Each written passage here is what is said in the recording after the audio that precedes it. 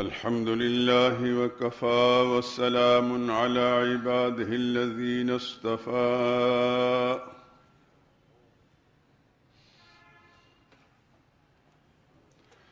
خصوصا على سيد الرسل وخاتم الأنبياء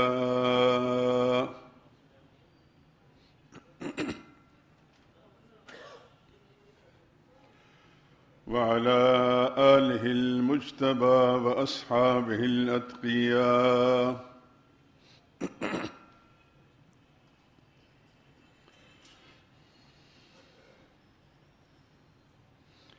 أما بعد فإن خير الحديث كتاب الله وخير الهدي هدي محمد صلى الله عليه وسلم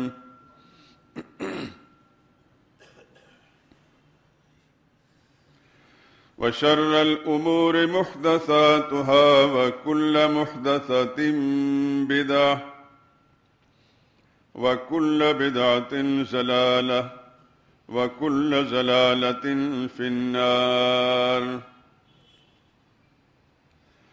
أعوذ بالله من الشيطان الرجيم. بسم الله الرحمن الرحيم.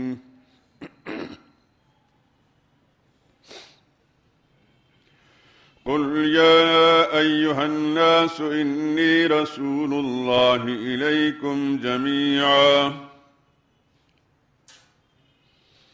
الذي له ملك السماوات والأرض لا إله إلا هو يحيي ويميت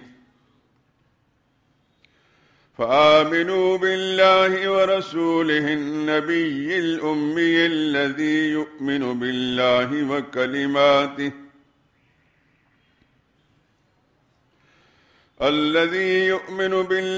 وكلماته واتبعوه لعلكم تهتدون.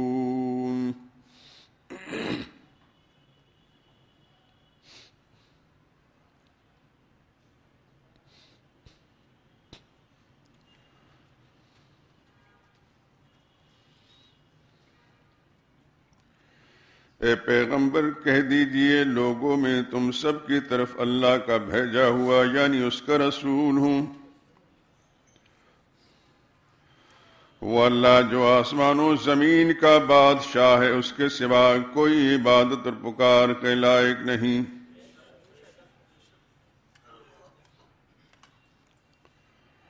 وہی زندگی اور موت کا مالک ہے.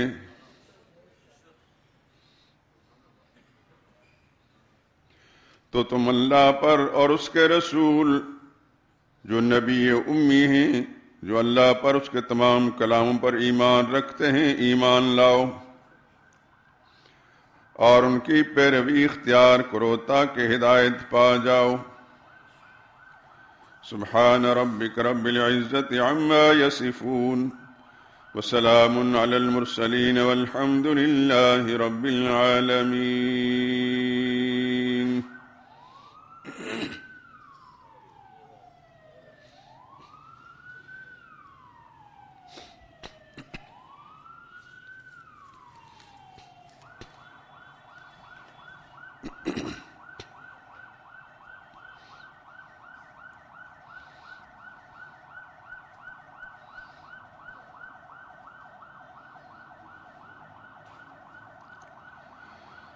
لازم ہے مؤمنوں پر اطاعت رسول کی،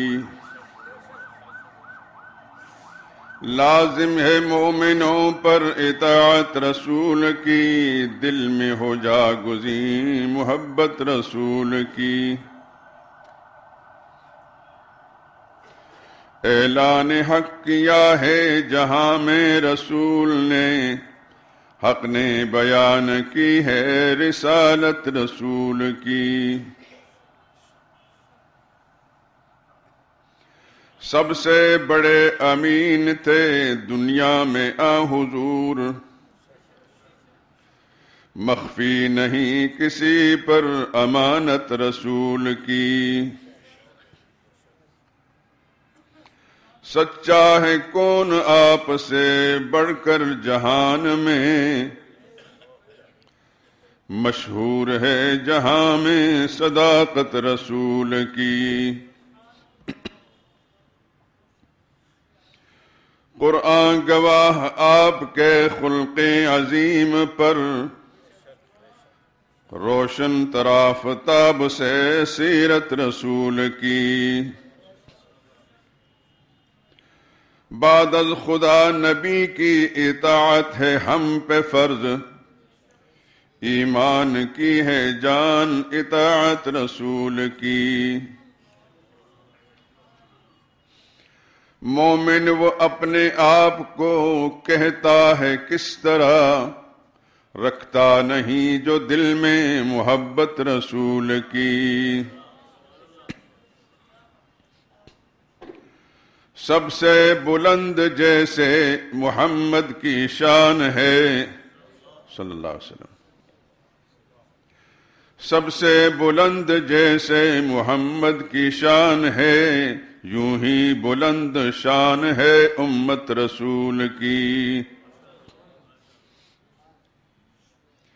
دنیا میں جس کا سنت نبوی پہ ہو عمل، دنیا میں جس کا سنت نبوی پہ ہو عمل، اس کو نصیب ہوگی شفاعت رسول کی۔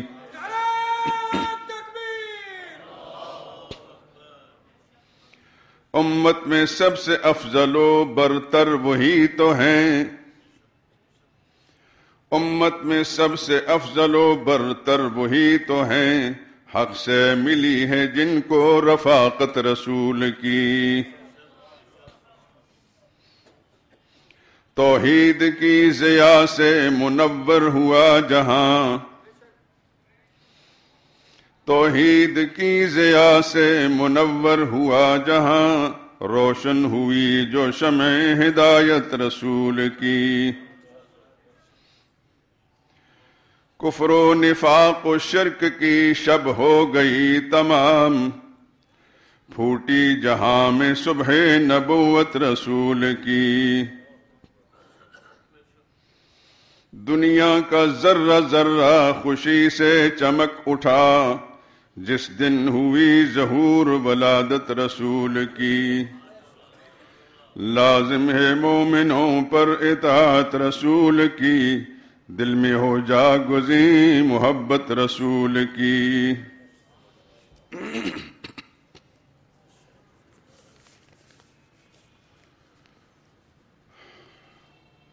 بزرگان محترم، برادران عزیز، یہ وہی آیت کریمہ ہے جو پچھلے جمعے میں تلاوت ہوئی، سورہ اعراف کی آیت نمبر 158۔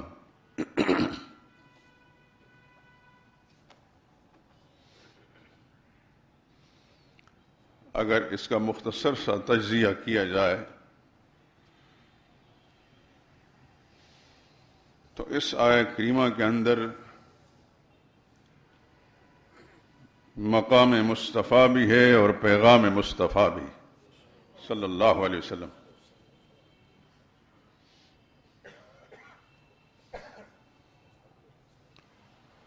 مقام بئی معنی کہ سرور کائنات صلی اللہ علیہ وسلم سے خالق کائنات نے اعلان کروایا،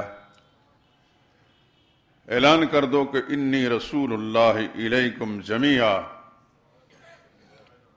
میں کوئی وقتی پیغمبر یا علاقائی نبی یا کسی خاص قبیلے اور امت کا نبی نہیں، انی رسول اللہ الیکم جمیعا، میں اللہ کا بھیجا ہوا ہوں، اللہ کا رسول ہوں تم سب کی طرف۔ اس جملے سے مقام مصطفیٰ کا تعین ہو گیا کہ سابقہ انبیاء اکرام علیہم الصلاۃ والسلام کسی خاص امت کی طرف، خاص قبیلے کی طرف، خاص قوم کی طرف مبعوث ہوئے، لیکن جب آخری پیغمبر کی بعثت کا پروگرام بنایا گیا تو اللہ تعالیٰ نے کسی خاص قبیلے، امت اور علاقے کے لیے نہیں، پوری انسانیت کے لیے نبی اور رسول بنا کر بھیجا۔ اس سے سرور کائنات صلی اللہ علیہ وسلم کی برتری اور ان کی عظمت اور ان کے مقام کا پتہ چلتا ہے۔ پچھلے جمعے میں نے یہ عرض کیا تھا، یہ امت مصطفیٰ صلی اللہ علیہ وسلم امت بھی عالمگیر ہے، ازرو قرآن. یہ قرآن جو اس امت کو ملا ہے یہ بھی عالمگیر کتاب ہے، اور جو قبلہ ہے اس امت کا وہ بھی عالمگیر ہے، اور جو نبی ہیں وہ بھی عالمگیر ہیں. اور یہ سب باتیں قرآن کریم کے اندر موجود ہیں. اللہ کرے کہ ہمارے مسلمانوں کو قرآن سمجھ آ جائے. اللہ مسلمانوں کے دل میں قرآن کی عظمت پیدا کر کے اس کو وہی مقام دینے کی سعادت نصیب فرمائے جو اس کا مقام ہے، جو خالق کائنات کے کلام کا مقام ہونا چاہیے. دنیا کی سب کتابیں بھی پڑھ ڈالیں، سارے ہنر اور گر بھی سیکھ لیے، لیکن اس امت کا سب سے بڑا خسارہ یہ ہے کہ اس نے قرآن کریم کو نظر انداز کر دیا. اس امت کو جو رفعت ملی تھی، جو بلندی یا برتری ملی تھی، اس قرآن کے ذریعے سے ملی تھی، اور پستی اور ذلت، نکبت اور ادبار، شقاوت اور بدنصیبی بھی اگر آئی ہے تو ترک قرآن کے سبب سے آئی.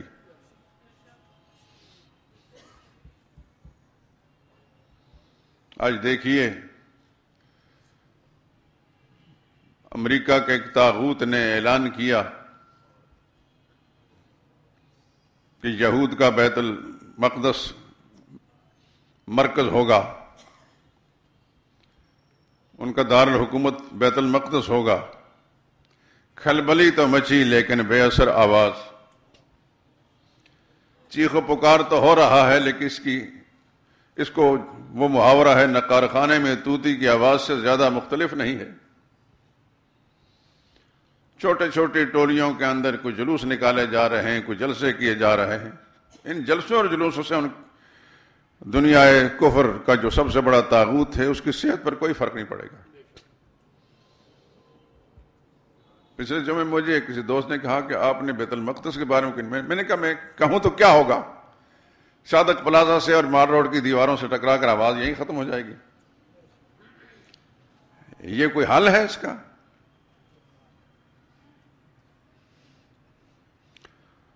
رہ رہ کر مجھے محمد مصطفیٰ صلی اللہ علیہ وسلم کو فرمان ذہن میں گردش کرتا ہے، یوشک ان تداعی علیکم الامم،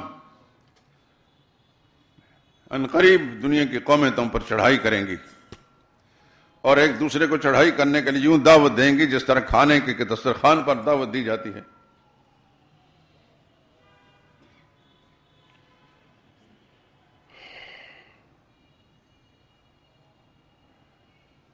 وَأَنْتُمْ غُصَاءٌ كَغُصَاءِ السَّيْلِ، تمہاری حالت ان قوموں کے مقابلے میں اس طرح ہوگی جس طرح سیلاب کے پانی کے سامنے تنکے بہہ رہے ہوتے ہیں،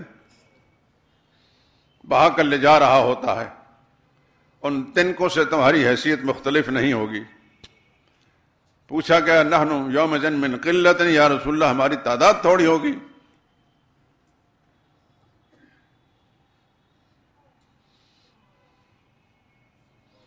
فرمایا تمہاری تعداد بہت زیادہ ہوگی، لیکن بے اثر اتنے ہو گئے کہ جس طرح سیلابی پانی کے سامنے تنکے رکاوٹ نہیں ڈال سکتے، اس طرح اس کفر کے سیلاب کے سامنے تم بند نہیں باندھ سکو گے. پوچھا گیا اس کا سبب کیا ہے؟ فرمایا سبب یہ ہے کہ دنیا کی محبت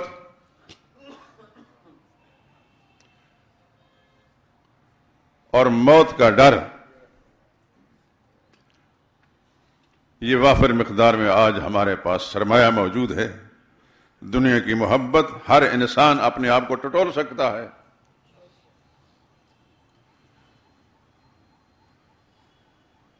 اور جب تھوڑے تھے تو دنیا کی کوئی طاقت ان کا راستہ نہیں روک سکی، اس لیے کہ نہ دنیا کی محبت تھی نہ موت کا ڈر تھا.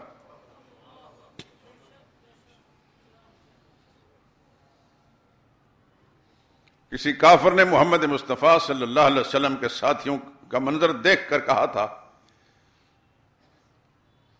کہ تم شراب سے اتنا پیار نہیں کرتے جتنا وہ محمد سے پیار کرتے ہیں صلی اللہ علیہ وسلم. کسی شرابی قوم جن کی گھٹی میں شراب پڑی ہوئی تھی، جو موت سے نہیں ڈرتا اس کو دنیا کون سی طاقت ڈرا سکتی ہے. چاہیے تو یہ تھا کہ نام نہاد حکمران، مسلمان حکمران پاکستان سمیت یہ اپنی اپنی قوم کو لے کر باہر نکلتے، قیادت حکمران کرتا اور ساری قوم اس کے پشت پر ہوتی اور یہ اعلان کرتے کہ محمد مصطفیٰ صلی اللہ علیہ وسلم کلمہ ہم سے تقاضا کرتا ہے جو آج سے 1500 سال پہلے صحابہ اکرام نے کردار ادا کیا تھا، آج پھر وہ کردار ادا کرنے کا موقع آ گیا ہے. سنبھل جاؤ، لیکن ورنہ پھر وہی کام ہوگا جو تمہارے ساتھ ہوا تھا بدر مقام میں اور دیگر مقامات پر. خدا کی قسم وہ ہاتھ جوڑ کر پاؤں میں آ کر پڑ جائیں گے. کفار مسلمانوں کے نہ پیسے سے ڈرتے ہیں، نہ ان کی تعداد سے ڈرتے ہیں، مسلمانوں کے جذبہ جہاد سے ڈرتے ہیں. لیکن کفار نے اپنے غلاموں، اپنے نوکروں کے ذریعے سے ان کے ذہنوں میں یہ بات ڈالی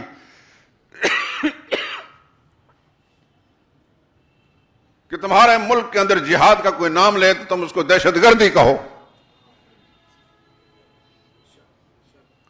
آئیے میں قرآن کریم ایک آیت سناتا ہوں، اللہ کے قرآن سے یہ فیصلہ لے لو.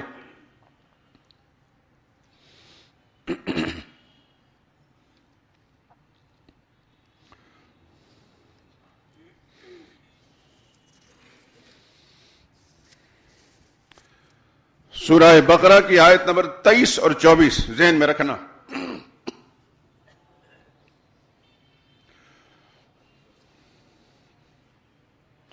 یا ایھا الذین آمنوا لا تتخذوا آباءکم واخوانکم اولیاء لا تتخذوا آباءكم وإخوانكم أولياء إن استحبوا الكفر على الإيمان ومن يتولهم منكم فأولئك هم الظالمون. ایمان والو، اگر تمہارے ماں باپ اور بہن بھائی ایمان کے مقابلے میں کفر کو پسند کرنے لگیں تو ان سے دوستی نہ رکھو. یہ کس کا اعلان ہے؟ خالق کائنات کا، جس کا بنایا ہوا جہان ہے، جس کی زمین پر ہم بیٹھے ہیں، چل پھر رہے ہیں، اس کی دی ہوئی سانسیں استعمال کر رہے ہیں، اس کا اعلان ہے. اگر تمہارے ماں باپ اور تمہاری اولادیں کفر کے مقابلے، ایمان کے مقابلے میں کفر کو پسند کرتی ہیں تو ان سے پھر تعلق توڑ دو. اس کے باوجود بھی اگر کوئی دوستی رکھے گا ان کے ساتھ فَأُولَئِكَ هُمُ الظَّالِمُونَ، فتویٰ اللہ نے لگا دیا، وہ ظالم ہیں. آگے تفصیل سنے اگلی آیت میں. قُلْ إِنْ كَانَ آبَاؤُكُمْ وَأَبْنَاؤُكُمْ وَإِخْوَانُكُمْ وَأَزْوَاجُكُمْ وَعَشِيرَتُكُمْ وَأَمْوَالٌ اقْتَرَفْتُمُوهَا وَتِجَارَةٌ تَخْشَوْنَ كَسَادَهَا وَمَسَاكِنُ تَرْضَوْنَهَا أَحَبَّ إِلَيْكُمْ مِنَ اللَّهِ وَرَسُولِهِ وَجِهَادٍ فِي سَبِيلِهِ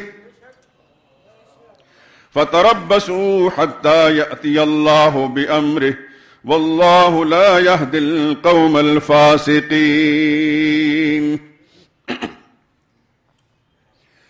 میرے پیغمبر نے کہہ دیجئے، لوگوں کان کھول کر سن لو، اگر تمہارے ماں باپ، تمہاری اولادیں، تمہارے بہن بھائی، تمہاری بیویاں، تمہارے خاندان اور کنبے کے لوگ، 5 رشتے تو یہ ہوئے انسانی رشتے، اور وہ مال جو تم نے کما کر جمع کر رکھا ہے، اور وہ تجارت جس میں تم نے مال لگایا ہے، جس کی کساد بازاری اور بند ہونے سے ڈرتے رہتے ہو، اور وہ بلڈنگیں اور مکانات اور بنگلے اور کوٹھیاں جن کو تم بہت پسند کرتے ہو، یہ سب چیزیں اگر تمہیں اللہ اور اس کے رسول کے مقابلے میں اور اللہ کی راہ میں جہاد کرنے سے زیادہ پذیز اور پسند آتی ہیں تو انتظار کرو. انتظار کرو یہاں تک کہ اللہ اپنے عذاب کا حکم بھیج دے، اور اللہ نافرمان لوگوں کو ہدایت نہیں دیا کرتا۔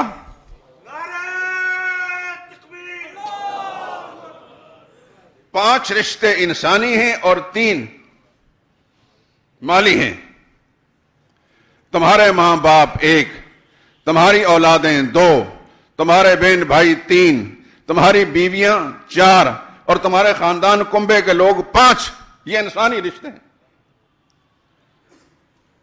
اور وہ مال جو تم کماتے ہو یہ مالی رشتہ ہے جو تم نے جمع کر رکھا ہے، اور وہ تجارت جس میں لگے رہتے ہو، اور وہ بلڈنگیں اور مکانات جو تم بڑا پیسہ خرچ کر کے تم نے بنائے ہیں۔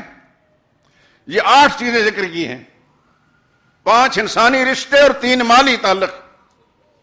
فرمایا یہ سب چیزیں اگر تمہیں اللہ کے مقابلے میں، اللہ کے رسول کے مقابلے میں، اور اللہ کی راہ میں جہاد کرنے کے مقابلے میں احبا زیادہ پیاری لگتی ہیں، فتربصوا، پھر خدا کے عذاب کا انتظار کرو۔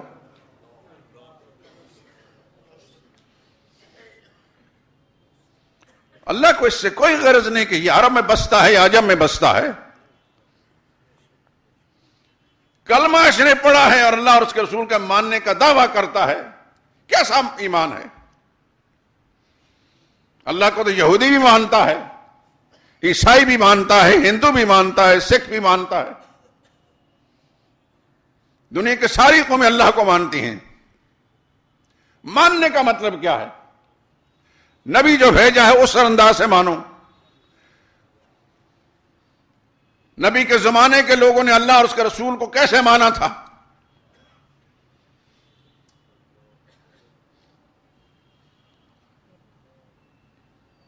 تو اللہ شاہ بخاری اس آیت کا معنی فتربصوا حتی یاتی اللہ بامرہ، اگر تم اللہ اس کے رسول کے مقابلے میں نہیں زیادہ پسند کرتے ان ساری چیزوں کو، تو فرمایا فتربصوا، میرے ویڑیوں نکل جاؤ، پھر میری زمین میں بسنے کا تمہیں کوئی حق نہیں ہے۔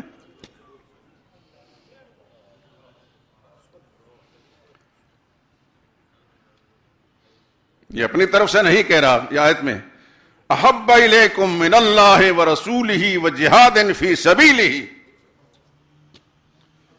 یہ سب چیزیں، یہ انسانی رشتے اور مالی تعلقات، یہ تمہیں سب اللہ کے مقابلے میں، اللہ کے رسول کے مقابلے میں، اللہ کے راہ میں جہاد کرنے سے زیادہ پیارے لگتے ہیں، تو پھر خدا کا حکم کا انتظار کرو۔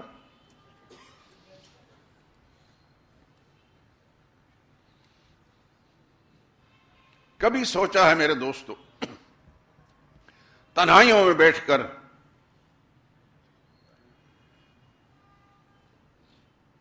کیا چیز تھی بدر والوں کے پاس جو 1/3 تھے دشمن کے مقابلے میں؟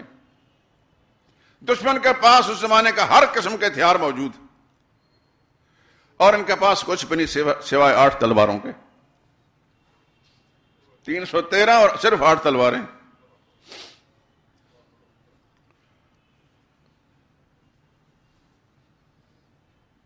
مدینہ سے نکل کر آئے ہیں بدر کے مقام پر، دشمن نے پہلے پہنچ کر جو پختہ زمین تھی اس پر قبضہ کر لیا تھا، اور جدھر مسلمان تھے، صحابہ تھے، ادھر ریت تھی، پاؤں بھی نہیں جمتے تھے۔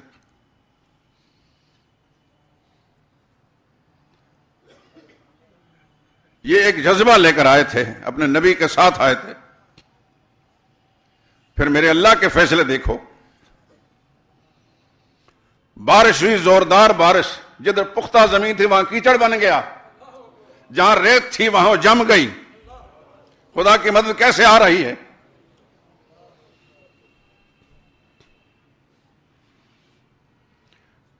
وقت چونکہ تنگ ہوتا ہے، وہ جہاد کہ وہ نقشہ میں آپ کے سامنے کھینچ نہیں سکتا کہ ایک ایک مجاہد نکلتا ہے، مشرکین میں سے بڑے بڑے جو فن خان ہیں وہ نکل کر للکارتے ہیں مسلمانوں کو، اور پھر کس طرح ان کو چند ہی لمحوں کے اندر، جنہیں اپنی طاقت پر، اپنی مہارت پر اور اپنی ساری خوبیوں پر ناز تھا، کس طرح صحابہ اکرام ان کو چند ہی لمحوں کے اندر خاک اور خون میں تڑپا دیتے ہیں۔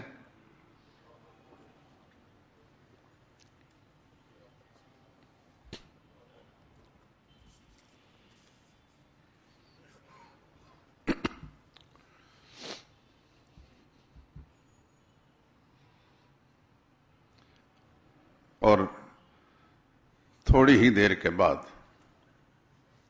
یہاں ایک چیز تھوڑی سی ذکر کر دوں. سورہ توبہ کی جو آیتیں میں نے اس وقت آپ کے سامنے تلاوت کی ہیں، اسی ضمن میں کچھ اور آیات بھی ہیں. وَلَقَدْ نَصَرَكُمُ اللَّهُ بِبَدْرٍ وَأَنْتُمْ أَذِلَّةٌ. کان کھول کر سن لو، خدا تمہاری مدد کر چکا ہے بدر کے میدان میں. وَأَنْتُمْ أَذِلَّةٌ، اذلہ ہے جمع ذلیل کی. عربی زبان میں ذلیل کا وہ معنی نہیں جو آپ کی پنجابی اور اردو میں ہے. عربی زبان میں ذلیل کہتے ہیں کمزور کو. انتم اذلہ، تم بہت کمزور تھے. کیا تعداد ہے؟ 1/3 ہے. ہتھیار بھی ان کے پاس ہر قسم کا ہتھیار موجود ہے، ان کے پاس کچھ بھی نہیں. اللہ کے پیغمبر، وہ مسجد عریش، آپ اگر مدینہ طیبہ کا سفر ہوا ہے مکہ کے راستے سے تو دیکھا ہوگا، نہیں تو خدا وہاں آپ کو لے جائے. میں بارہا اس مقام پر گیا ہوں. قصداً مکہ معظمہ سے مدینہ طیبہ کے لیے میں سفر اس راستے پر کرتا ہوں اپنی ایمان کی بیٹری چارج کرنے کے لیے. وہاں اتر کر نماز بھی پڑھتے ہیں اور وہ سارے ان راستوں پر میں گھومتا پھرتا ہوں جہاں صحابہ اکرام، وہ 14 صحابہ اکرام جو ہیں شہداء ہیں، ان کی تختیاں لگی ہیں، وہ بھی دیکھتا ہوں. اللہ کے پیغمبر کھڑے ہو کر وہاں بارگاہ الہی میں التجا کرتے ہیں، یا اللہ یہ چند نفوس ہیں تجھ پر ایمان لانے والے، تیری توحید کو ماننے والے. تو دیکھ رہا ہے، تو جانتا ہے کہ دشمن کے مقابلے میں کوئی تناسب نہیں ان کا، نہ ان کے پاس دنیوی ہتھیار ہیں، نہ تعداد ہے، سوائے اس کے کہ تیری ذات پر ایمان ہے، تیری طاقت پر یقین رکھتے ہیں. آج اگر یہ مٹ گئے تو تیرا نام لینے والا پھر کوئی اور نہیں ہوگا. اس قدر روئے خدا کی بارگاہ میں کہ نبی کے کندھے سے چادر گر گئی.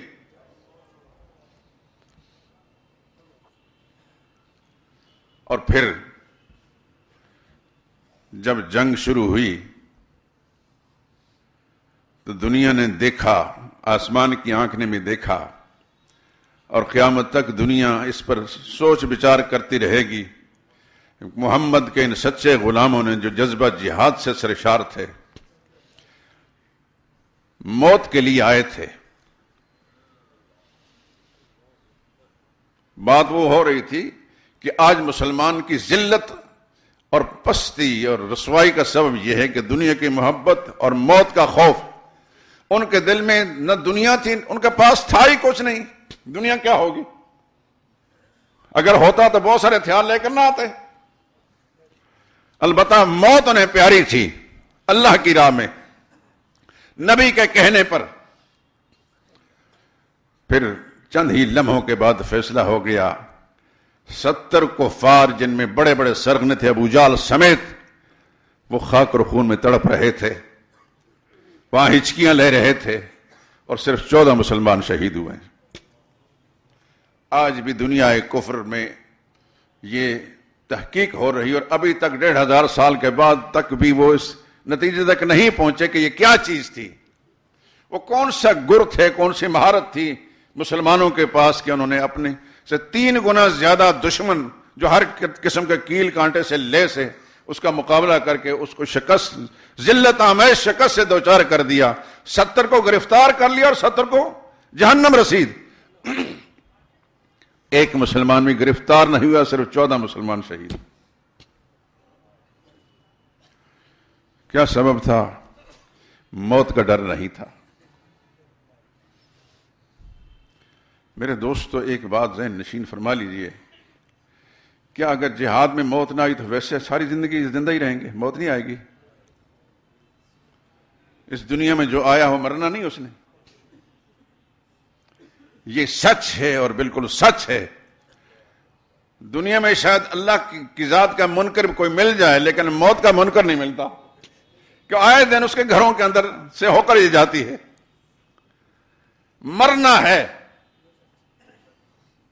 لمبا عرصہ جی لیں پھر مرنا ہے. نوح علیہ السلام کی زندگی مل جائے پھر مرنا ہے.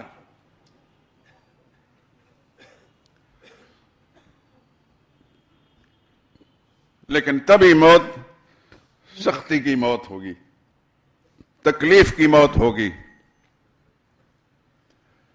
اور نبی کے کہنے پر، نبی کے فرمان کی جو موت ہے وہ اتنی راحت کی موت ہے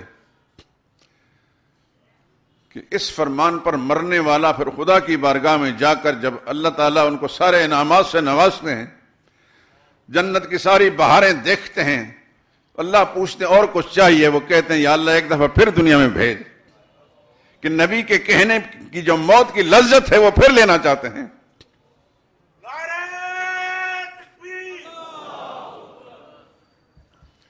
اتنی تکلیف بھی نہیں ہوتی ایک مجاہد کو جتنا کہ ایک معمولی سا کانٹا، ہلکا سا کانٹا چبھنے کی جو تکلیف ہوتی ہے۔ احادیث مبارکہ میں ایک مومن کی موت، خالص مومن، موحد مومن، متبع سنت مومن، یہ ذہن نشین فرمائیے، اس کی موت کی کیفیت یوں بیان کی جس طرح مشکیزے میں پانی بھرا ہوا ہو، اس مشکیزے کا منہ کھول لیں تو پانی نکلنے میں کوئی رکاوٹ ہوتی ہے؟ کتنی آسانی اور روانی سے نکلتا ہے۔ مومن کی روح جب ملک الموت نکالتا ہے تو اتنی آسانی سے نکلتے بغیر کسی تکلیف کے۔ اور کافر، مشرک، منافق، اس کا منظر بھی دیکھ لیجیے، اللہ کے نبی نے فرمایا صلی اللہ علیہ وسلم، جس طرح کسی زندہ جاندار، بکرا یا بکری یا مرغی یا کوئی اور جانور، زندہ جانور کی کھال ادھیڑی جائے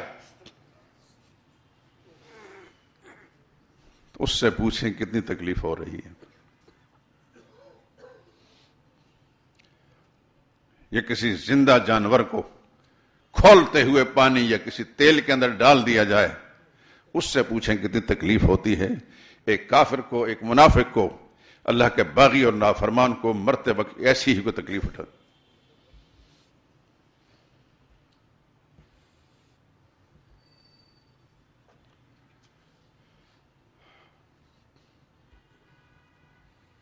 بات یہ ہو رہی تھی، قرآن کریم کی جو آیت میں نے شروع میں پڑھی ہے، سب سے پہلے اس میں محمد مصطفیٰ صلی اللہ علیہ وسلم کا مقام ہے، انی رسول اللہ علیکم جمیعا، میں سب کی طرف اللہ کا رسول، اللہ کا بھیجا ہوا، رسول کا معنی ہوتا ہے بھیجا ہوا، اللہ کا نمائندہ، اردو زبان میں آپ آسان کہتے ہیں اللہ کا نمائندہ، فرستادہ۔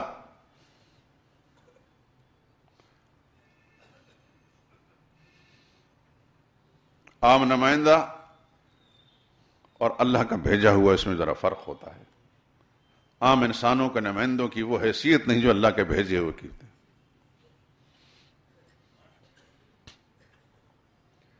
کہ اس کی زبان پر پھر اللہ کا کلام ہوتا ہے،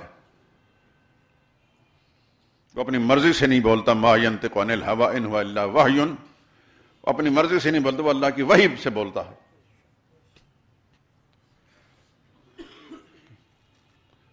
انہوں نے اللہ کے پیغام کے ذریعے سے بتا دیا انی رسول اللہ علیکم جمیعا، میں تم سب کی طرف اللہ کا رسول ہوں۔ جنہوں نے ان کے اس مقام کو پہچانا وہ 1500 سال پہلے صحابہ اکرام ہیں،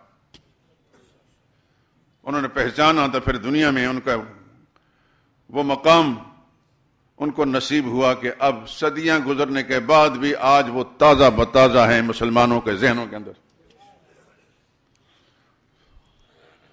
اور میں اکثر آپ کو کہا کرتا ہوں، آپ کو یاد ہوگا، ہمیں اپنے خاندانی سلسلے کے 2-4 پشتیں پیچھے یاد نہیں، اور اگر کوئی نام یاد ہے تو اس کی سیرت معلوم نہیں۔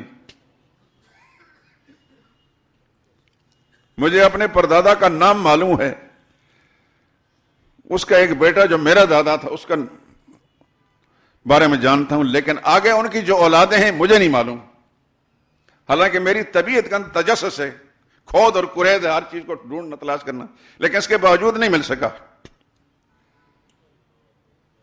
لیکن جب میں پیچھے مڑتا ہوں صحابہ اکرام کی طرف تو ان کے سارے خاندانی سلسلے مجھے معلوم ہو جاتے ہیں۔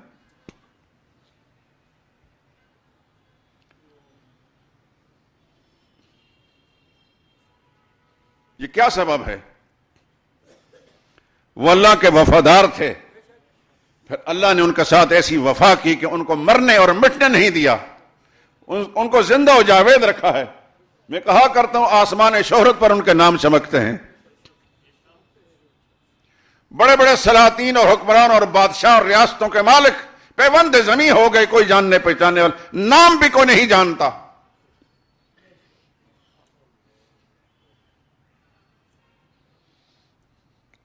ماضی قریب کے اندر اسی ہندوستان میں مغلوں کی سلطنت گزری ہے، جن کی سلطنت میں کہتے ہیں سورج غروبی ہوتا تھا، بے شمار ان کی اولادیں ہوں گی، کتنوں کے نام جانتے ہیں ہم، سوائے اس کے کہ اکبر کا بیٹا جہانگیر تھا اور جہانگیر کا بیٹا شاہ جہان، اس کا بیٹا اورنگزیب، بس۔ مزید کتنے بھائی تھے، کتنی بیٹیاں تھیں، پوتے کتنے تھے، کون جانتا ہے؟ کچھ آثار تو ہیں ہندوستان کے اندر، پاکستان کے اندر، لیکن ان کا کردار اور ان کا عمل وہ ہوتا جو محمد رسول اللہ کے غلاموں کا تھا، آج پھر ان کے نسل کے ایک ایک انسان کو دنیا جانتی ہوتی۔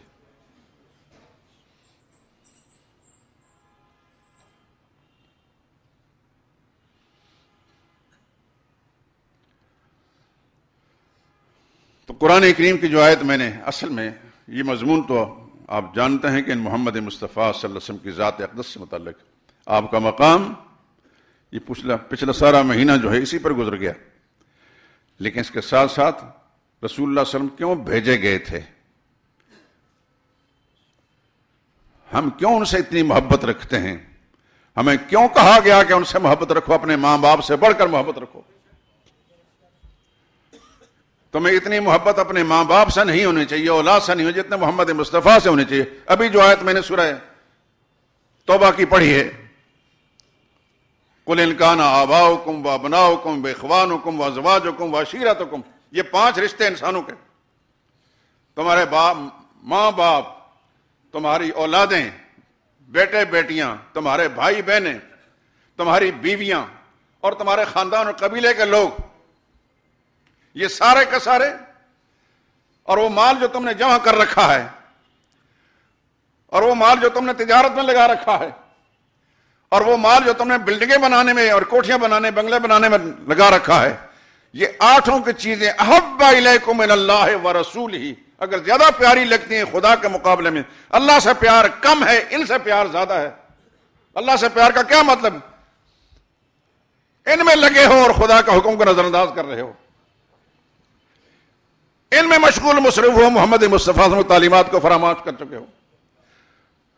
وَجِہَادٍ فِی سَبِیلِ اللہ کی راہ میں جہاد کرنے کے مقابلے میں زیادہ پیارے لگتے ہیں، پھر خدا کے عذاب کا انتظار کرو۔ تو اللہ اپنے قرآن کے ذریعے سے اپنی محبت، اپنے رسول کی محبت کی کیوں تلقین کر رہے ہیں، اور جو نبی کے ساتھ محبت نہیں رکھتا اس کو عذاب کی وعید کیوں سنا رہے ہیں؟ کیوں نبی سے محبت کریں؟ ہمارے ساتھ کیا رشتہ تھا؟ آپ حضرات میں سے کوئی تو ہاشمی ہوگا، اگر اس کو اپنا صحیح سلسلہ نسب یاد ہے، ہم میں سے ہاشمی بھی کوئی نہیں، تو پھر اتنی محبت کیوں ہے کہ ماں سے بھی بڑھ کر، باپ سے بھی بڑھ کر، خاندان سے بڑھ کر؟ اللہ نے کسی مشن پر، کسی کام پر ان کو لگایا تھا، اس لیے نہیں محبت کہ وہ ہاشمی تھے، اس لیے محبت ہے کہ وہ کسی مشن پر آئے تھے، اللہ کا پیغام سنانے کے لیے آئے تھے۔ اس آیت کریمہ کا جو پہلا حصہ ہے اس کے اندر نبی کا مقام ہے، انی رسول اللہ الیکم جمیعا۔ پھر الذی لہ ملک السماوات والارض، وہ اللہ جس کی بادشاہت آسمانوں میں بھی ہے، زمین میں ہے، لا الہ الا ہو، اس کے سوا کوئی اور الہ نہیں۔ یہ ہے مشن پیغمبر کا۔ اس لا الہ الا اللہ کی خاطر آئے تھے۔ پچھلے جمعے میں شاید آپ سن چکے تھے کہ سب سے پہلے صفا پہاڑی پر چڑھ کر رسول اللہ نے جو پیغام دیا تھا وہ کیا تھا؟ یہ لا الہ الا اللہ، یہ پیغام لے کر آئے تھے۔ یہ چیز رب کو سب سے زیادہ پسند ہے، اس وجہ سے پوری انسانیت کو مخاطب کر کر کہہ دیا کہ تمہیں ساری کائنات سے بڑھ کر میرے محمد سے پیار کرنا ہوگا صلی اللہ علیہ وسلم. حدیث میں بخاری اور مسلم دونوں میں روایت موجود ہے. حضرت انس راوی ہیں لا یؤمن احدکم حتی اکون احب الیہ من والدہ وولدہ والناس اجمعین. تم میں سے کوئی شخص جو مسلمان ہونے کا دعوے دار ہے وہ سن لے, اس کے ایمان کی پرکھ اور پہچان یہ ہے اپنے والد سے, اپنی والدہ سے, اپنی اولاد سے اور ساری دنیا کے انسانوں سے بڑھ کر اگر مجھ سے پیار نہیں رکھتا تو سن لو کہ وہ مومن نہیں ہے.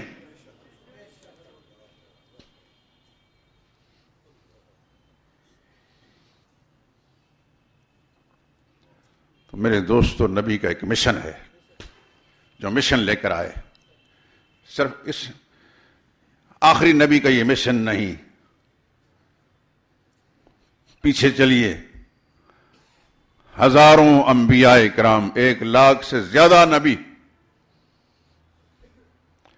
قرآن کریم میں تو صرف 25 نبیوں کا نام ہے, اور اجمالاً کہ رسلاً قد قصصناہم علیک من قبل, کتنے ہی رسول بھیجے جن کا قصے ہم نے آپ کو سنا چکے. وَرُسُلًا لَمْ نَقْصُصْهُمْ عَلَيْكَ, اور کتنے رسول ایسے بھی جن کے قصے آپ کو نہیں سنائے. یہ سارے کے سارے اللہ کے نبی ایک مشن پر آئے. پیر بن کر نہیں آئے تھے, مریدوں کی تعداد بڑھانے اور خانقاہ بنا کر نذرانے شکرانے اکٹھے کرنے نہیں آئے تھے, اللہ کا پیغام سنانے آئے تھے. اس پیغام سنانے کے نتیجے میں اپنی قوم کے لوگ دشمن بنے. لقد ارسلنا نوحا الى قومه, پکی بات ہے ہم نے بھیجا نوح علیہ السلام کو ان کی قوم کی طرف.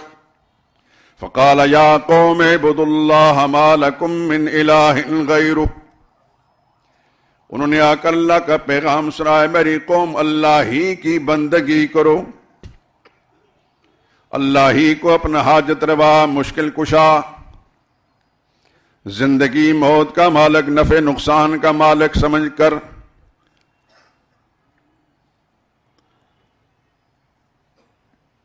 ما لکم من الہ غیرہ, اس کے سوا تمہارا کوئی حاجت روا مشکل کشا نہیں.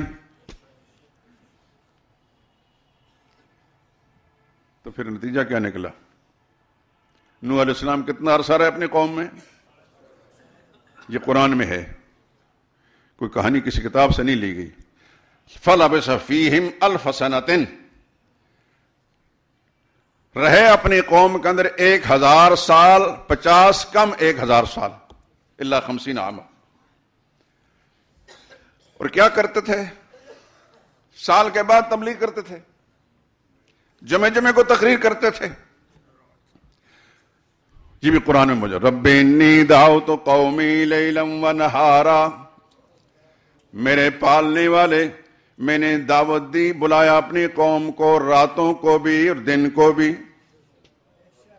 مجمع میں جا جا کر بھی, اکیلے اکیلے آدمی کو پکڑ پکڑ کر بھی. اس انداز سے نوح علیہ السلام کی تبلیغ تھی. اور کتنا عرصہ رہی؟ 950 سال. آپ اندازہ کیجئے کتنے ایمان لائے؟ 100 تک نہیں پہنچتی تعداد, 100 تک تعداد نہیں پہنچتی.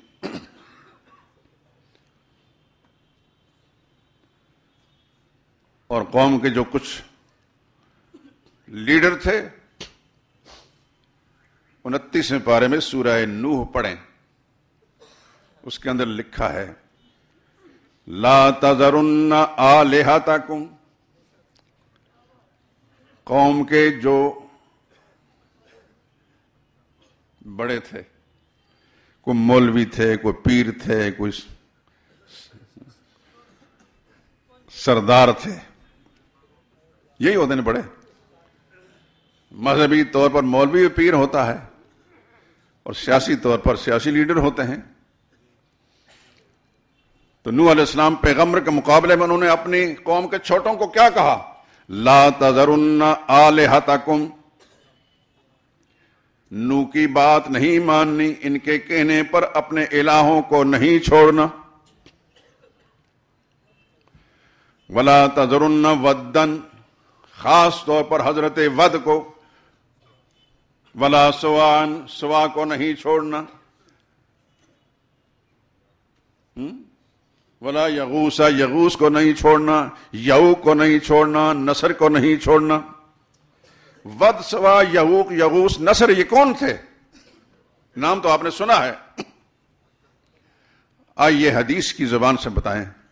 امام بخاری نے لکھا ہے اسماء رجال صالحین من قوم نوح، نوح علیہ السلام کے قوم کے اولیاء اللہ کے نام تھے۔ ود، سوا، یغوس، یعوق، نصر۔ بعض روایتوں میں آتا ہے کہ ود حضرت شیس علیہ السلام، شیس علیہ السلام کے لقب تھا، ایک پیغمبر گزرے ہیں۔ اور آپ جانتے ہیں کہ بزرگوں کے ساتھ لوگوں کو عقیدت ہوتی ہے کہ نہیں ہوتی؟ آپ کو نہیں، مجھے تو ہے۔ اللہ سب بزرگوں کے ساتھ ہم سب کو عقیدت نصیب فرمائے، محبت نصیب فرمائے، ان کی اتباع نصیب فرمائے، لیکن عقیدت، محبت، اتباع ہو، ان کی پوجا پکار نہ ہو۔ یہ میں اس لیے بتا رہا ہوں کہ کوئی نیا آنے والا کہے کہ یہ بزرگوں کو نہیں مانتا، سن لو، گواہ رہنا، اس شخص کو جو اللہ کا ولی کا انکار کرتا اس پر میں لعنت بھیجتا ہوں۔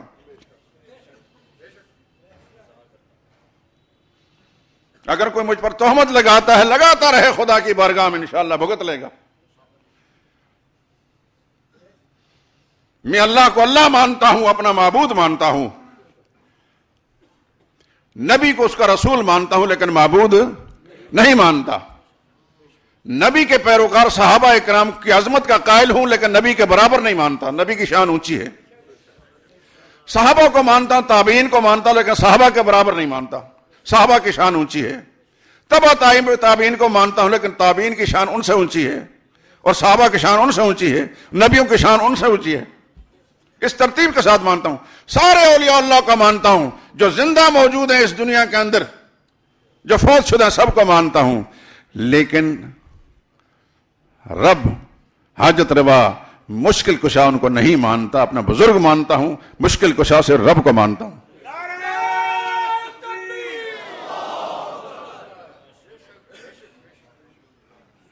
کوئی غلط فہمی میں نہ رہے، یہی مشن تھا انبیاء کا۔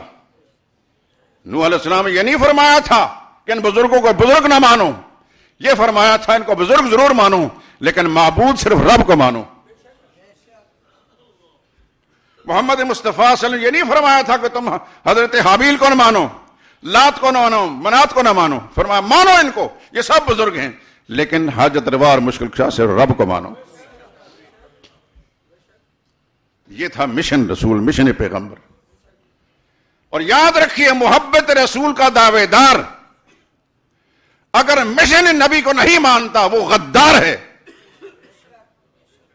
وہ دھوکہ باز ہے، خود فریبی کا شکار ہے۔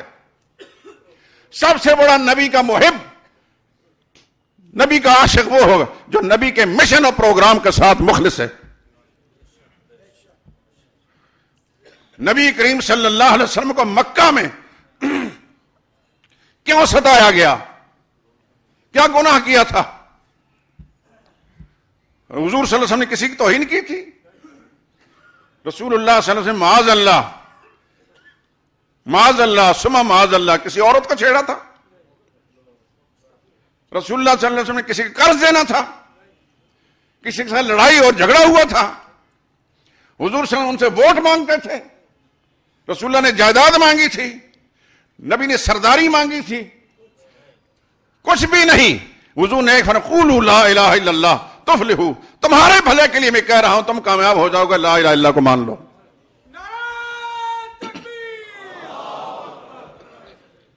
جس نبی کی محبت کے ہم پابند ہیں، مامور ہے اللہ کے نزدیک کہ ماں باپ سے بڑھ کر، اولاد سے بڑھ کر، سائر کائنات سے بڑھ کر ان سے محبت رکھو، لیکن ساتھ ساتھ نبی کے مشن کو بھی سمجھو۔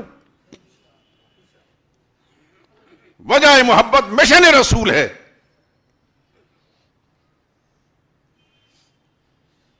اگر رسول اللہ صلی اللہ علیہ وسلم اللہ کے نبی نہ ہوتے، صرف محمد بن عبداللہ ہوتے، کون جانتا ان کو؟ جب محمد رسول اللہ بنے ہیں تو ساری کائنات کا سردار بن گئے۔ اس لیے سب دوستوں مسلمانوں سے کان کھول کر سن لیں، کھلی لفظوں میں کہہ رہا ہوں، حضور کی محبت فرض ہے ہم پر، اور ذرہ برابر بھی حضور کی محبت کے مقابلے میں اپنی بیوی، اپنی اولاد، اپنے ماں باپ، اپنے خاندان کے لوگ ان کی محبت کو ترجیح ہوگی تو وہ انسان دار اسلام سے خارج ہے۔ نبی کی محبت سب سے اونچی، نبی کی ذات سب سے اونچی، لیکن نبی کے مشن کو بھی ساتھ ماننا پڑے گا، نبی کے مشن کو بھی ماننا پڑے گا۔ مشن کے بغیر محبت کا کوئی اعتبار نہیں، منافقت ہے، وہ دھوکہ ہے، وہ فریب ہے۔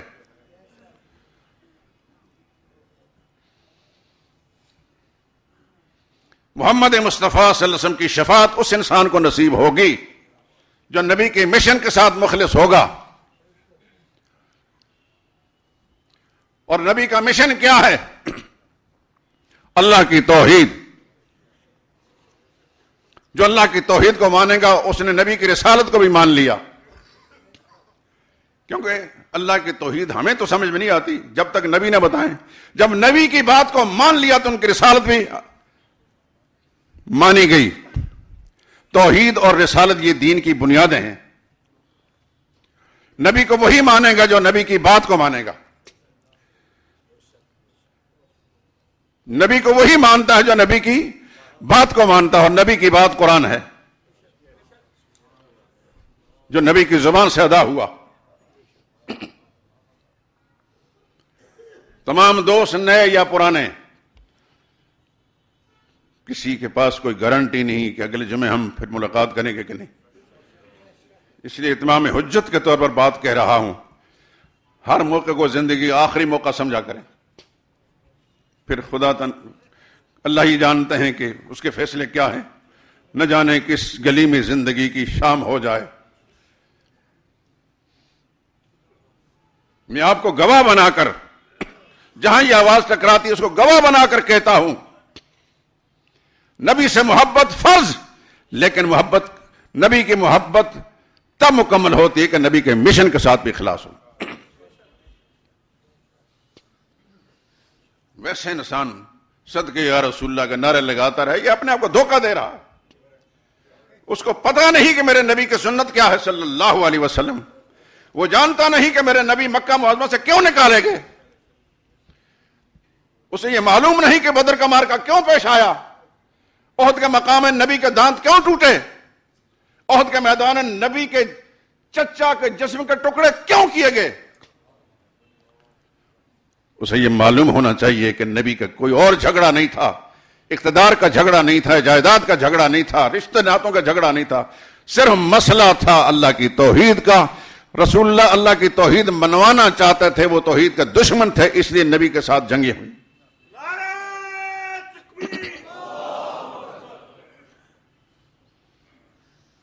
ابلیس زندہ ہے، باہر بھی ہے، اور مسجد کے اندر بھی وسوسے ڈالتا ہوگا، اس لیے میں کھل کر بات کر رہا ہوں۔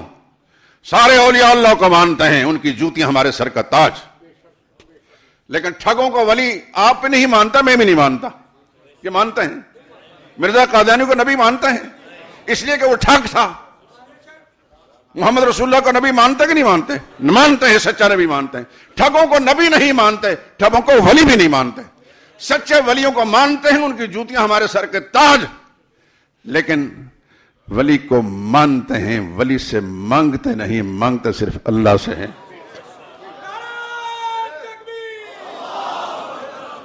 مانگنے کے لائق کون ہے؟ صرف اللہ کی ذات۔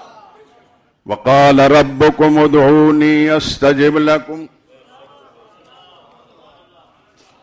تمہارا پالنے والا رب کہہ رہا ہے، جس نے ماں کے پیٹ میں بھی پالا ہے، دنیا میں باہر نکال کر وہی پال رہا ہے، وہ اعلان کر رہا ہے ادعونی ادعونی ادعونی۔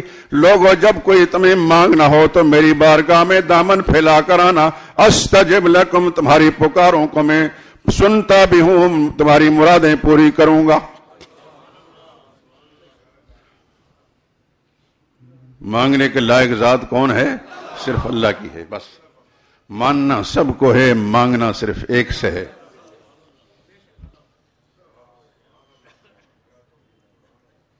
اسی پر اتفاق کرتے ہیں آج، پھر انشاءاللہ زندگی نے ساتھ دی۔ سبحانک اللہم وبحمدک لا الہ الا انت۔ یہ ایک کتاب ہے قرآن و حدیث کی روشنی کی تفصیلات ہیں، بہت سارے بزرگوں کے مجموعہ ہے یہ کتاب۔ قیامت سے پہلے کیا ہوگا، احادیث مبارکہ میں جو نشانیاں بیان فرمائی گئی ہیں یہ بات سے مل جائے گی آپ کو۔